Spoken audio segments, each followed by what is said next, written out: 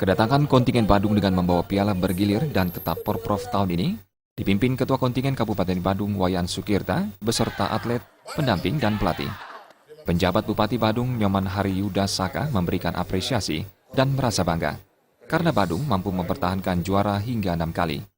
Terlebih lagi, perolehan emas tahun ini meningkat 11 emas dibandingkan Porprov tahun lalu.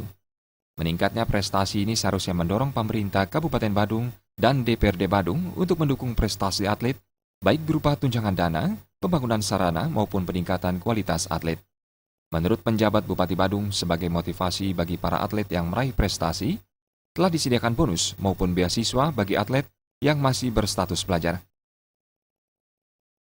Dalam memotivasi tentunya pertama bonus dan kemudian dalam meningkatkan yang berprestasi, pertama tentunya apabila ada yang masih sekolah dan kita harapkan bisa memberikan beasiswa, dan kemudian tentunya ini yang harus kita selalu berikan bagi mereka yang berprestasi dari sisi olahraga maupun dari sisi prestasi pendidikan itu sendiri.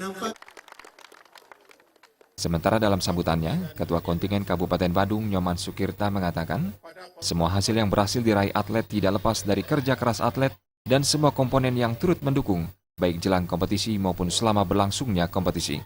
Prestasi ini diharapkan lebih ditingkatkan, terlebih dalam waktu dekat akan digelar PON yang membuat Bali memerlukan atlet-atlet berprestasi untuk membawa nama daerah di kancah nasional.